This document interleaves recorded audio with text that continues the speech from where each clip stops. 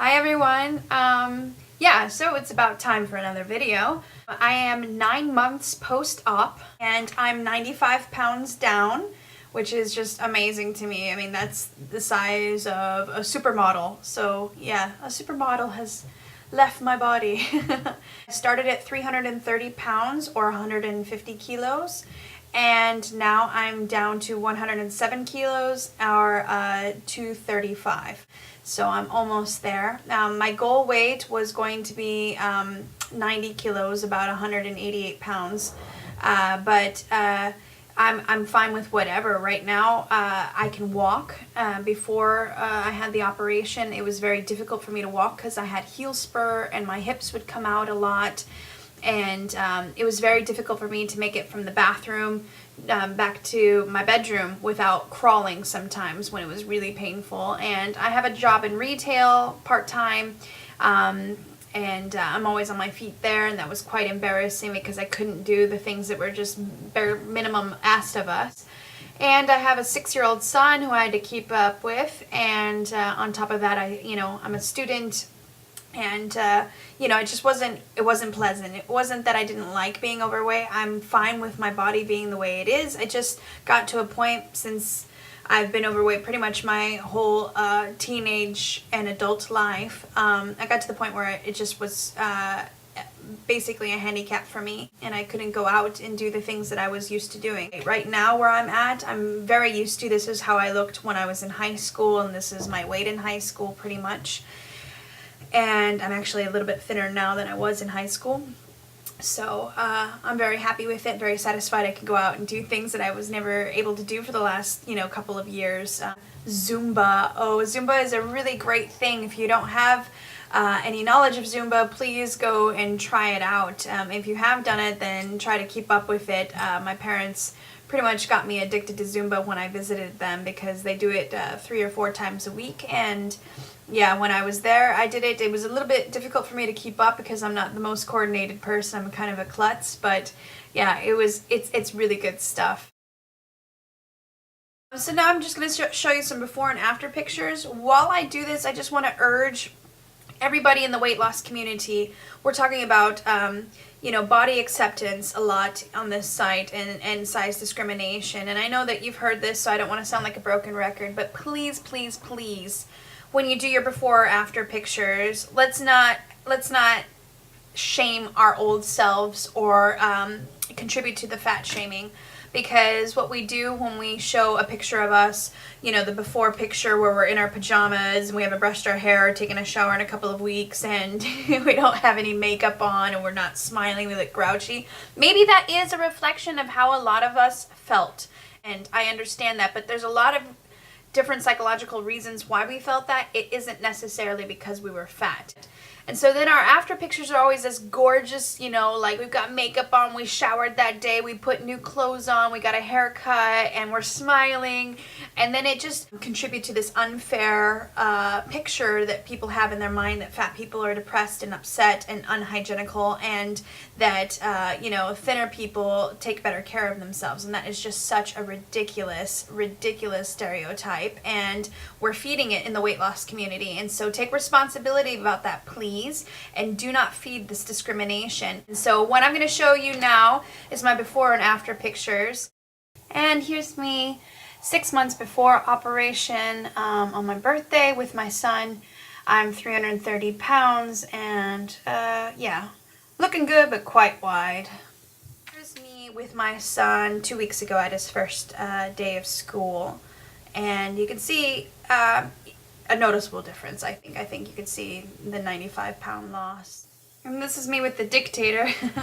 This is a couple months before the operation, and you can just see the width of me. And then this is me today. I took this picture today, or these pictures, just to show the girth that is gone. Amazing. And this is me before the operation. Again, I got makeup on, but you can just, you'll see now here how much my face has lost weight. 50 pounds in my face at least. Amazing. This has also helped my sleep apnea. I had sleep apnea, and if you don't know what that is, that's basically that you stop breathing and your heart stops in the middle of the night. unfortunately I just had too much weight just pressing against my lungs, and when I would sleep in different positions I would just stop breathing, and that is completely dissipated, evaporated, it's gone. I went from a size 26, I think in Germany that is a 56, or in Europe it's a 56. And so I went from a size 26 and now I'm at an 18, so that is a 48. I went to my favorite plus size clothing store in America, and I was the smallest size there, so I was very excited about that. And then, you know, when I went to normal clothing stores like H&M, I could fit in the normal section, their largest sizes. That's fine with me because at least then I have a range. Before I'd always have to go to the dreaded, you know, dark closet somewhere in the corner that had all the granny clothes, and you were lucky if you got anything that was in style at all in the plus size section. If you want firmer skin, what I highly suggest, and thank you to my wonderful friend Anya for telling me this. She's been a good friend in this, and please get friends in the bariatric community. They're amazing. You need people around you. But one of the amazing things is anything like Spanx or any kind of body shaper or your skin and for your body shaping. If you don't wear them, it's just going to hang and it's just going to fall and it's going to sag. If you do wear them, it really does kind of shape your body. I mean, that's what, you know, long ago they found corsets were for and stuff like that. I'm not trying to say that we have to have an hourglass figure or any kind of thing like that, but if you care about the shape of your body, which you don't need to, and it's not your self-worth or anything like that, but if you do care, please wear shapers because they actually are amazing and helpful. Protein, protein, protein. Eat your protein first, then your veggies, and then if you have room, carbohydrates. Vitamins are vital. Instead of taking vitamins like I used to throughout the day, different kinds throughout the day, I used to take my iron supplements and then my calcium and then some other things. I have found the best thing, and it has taken me from being normal in my blood levels to completely over the top in the green in every single vitamin, and I'm not deficient in any way in any of them, and that is Green Vibrance. It is pricey. It is expensive when you see the price on it. But if you think about how much you're spending on vitamins right now, all the different kinds, it's actually cheaper in the long run. And you just take a packet of that a day. Please do keep it in your freezer or your fridge if you buy the big bulk thing, because it is, you know, from vegetables. It actually is something that can go bad. And yeah, just take that every day. Use that, and I use protein shakes. What I try to do once a day is I do Slim Fast once a day so that I get my protein. I also put Green Vibrance and protein inside of it. And I never drank coffee before this surgery, and now I drink coffee once a day. I do that in the morning. So I put coffee, protein, Green Vibrance, and Slim Fast for my breakfast. And then anything else, sometimes I do that for lunch as well. Not all of that, but just the Slim Fast and something to drink for lunch.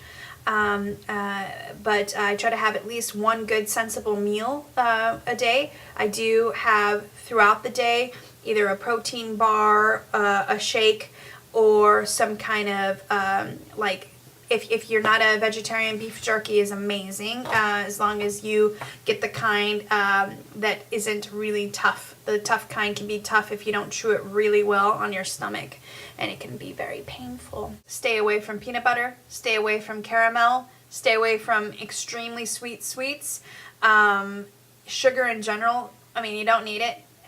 You can have it sometimes, but you get it in your fruits anyways, and stevia is just amazing, so it makes everything that you want to be sweet taste good. But yeah, caramel and peanut butter, I don't know why, but the consistency of those things, they just tear me up. I mean, it is bad. I feel like I'm having a heart attack. I feel like I'm gonna die. It's an hour of just pain, and then it goes away, but still, it's awful. It's never worth it for me. I'm really happy to see that I have a lot of people following my site and are being very encouraged to accept and love themselves and others, because, you know, in this society, women especially, we're put against each other. We're supposed to be jealous of each other and be angry when another person looks better in our opinion or in somebody else's opinion, and that's just so silly. We should just really be overjoyed at each other's accomplishments, and look at all the gorgeous women that are there of all different shapes and sizes, and they're gorgeous in so many different ways. They're intelligent, they are artistic, they are funny, creative. It's just amazing, gorgeous people. And again, my worth is not how I look on the outside. I'm not here to be pretty. I'm not here to look good. I'm not here to be in a certain size. And a lot of times, again, I think we have a society that has shaped us to try to be a certain size, and it's a little bit more of a control thing, so that we as women can be controlled and be put in categories or boxes according to what we look like, or according to what size we are, according to what shape we are. And that's just ridiculous, because our worth really is so much more than that. And I just encourage everybody, if you have problems with yourself, you know, do some kind of like exercises to, and I'm not talking about exercising, but like a challenge for yourself, like I do for me with my arms, where I wear, you know, sleeveless tops, and I'll go out because I just, you know, want to show off these babies. Because I had such a big issue with my arms that I decided, like I've written before, that it's not my issue. I actually had, it was my issue with the way people reacted, and I realized that it's their problem, not my problem. And so yeah, I encourage you, if there's a part of your body that you're not really into, maybe try challenging yourself to get more and more used to that. I mean, one of the things I've done on my site is I've subscribed to every single type of body acceptance page that I could find. And so I have so many different varieties of bodies and beauty and different things like that that I can look at, that gives me a different perception than what Vogue tells me that I should look like. And I think that that's just so amazing, and I love that. So I encourage that for you and for everybody to just, you know, start looking at different things and seeing a different perspective of that, and especially of yourself. Thank you so much for all of your time and encouragement, and I just wish you all the best on this road, and thanks for looking. Bye.